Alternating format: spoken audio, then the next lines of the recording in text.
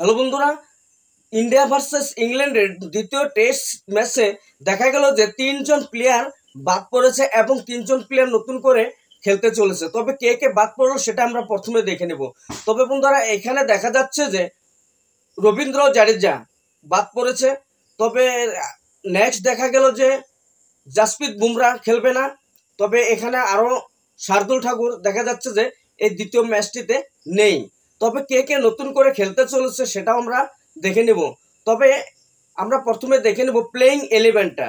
তবে আজকের এই ম্যাচে কে কে খেলতে চলেছে সেটা আমরা প্লেইং ইলেভেনটা দেখে নিলে সেখানে আমরা বুঝতে পারবো যে নতুন করে কে কে খেলতে চলেছে। তবে বন্ধুরা, এখানে প্রথমে দেখা যাচ্ছে যে প্লেইং ইলেভেন যদি আমরা এখানে দেখতে যাই তাহলে এখানে খেলতে চলেছে জেসি জয়সওয়াল। প্রথমেও খেলেছিল, এখনও খেলবে। দ্বিতীয়তে আছে কেএল রাহুল, সাই সুদর্শন, শুভমন গিল, ঋষভ পন্থ, করুণ নায়ার এবং নতুন করে খেলতে চলেছে ওয়াশিংটন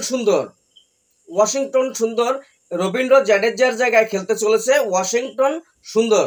তারপরে এখানে দেখা যাচ্ছে যে করুণ নায়ার খেলবে, ওয়াশিংটন সুন্দর খেলবে। তারপরে আমরা এখানে দেখতে পাচ্ছি নীতিশ কুমার রেড্ডি খেলতে চলেছে নতুন করে। তারপরে এখানে দেখা যাচ্ছে অর্শদীপ সিং খেলতে চলেছে এবং মোহাম্মদ সিরাজ, পরিচিত কৃষ্ণা। তবে ফ্রেন্ডস, এখানে নতুন করে খেলতে চলেছে ওয়াশিংটন সুন্দর রবীন্দ্র জাদেজার জায়গায় খেলবে এবং অর্শদীপ সিং খেলতে চলেছে জাসপ্রীত বুমরার জায়গায়। নীতিশ কুমার রেড্ডি খেলতে চলেছে শার্দুল ঠাকুরের জায়গায়। তবে ফ্রেন্ডস, আজকে প্লেইং ইলেভেনটা আমরা দেখে নিলাম। তবে ফ্রেন্ডস, এখানে আমরা আরেকটা কথা বলি যে প্লেয়ার আমরা যতই বদলাই না কেন, ফিল্ডিং যদি আমরা ব্যাটিং যদি ভালো করে করি বা বোলিংও যদি ভালো করে করি, যদি এখানে ফিল্ডিং যদি আমরা মিস করি তাহলে কিন্তু ম্যাচটি কিন্তু আর সেই ম্যাচটা জেতা সম্ভব নয়।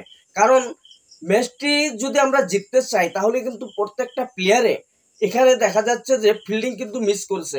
জেসি জয়সওয়ালের যেভাবে ফিল্ডিং মিস করেছে, ক্যাচ মিস করেছে, যদি সেরকমভাবে প্রত্যেকটা প্লেয়ারে মিস করে তাহলে কিন্তু ম্যাচ কখনো জেতা যাবে না।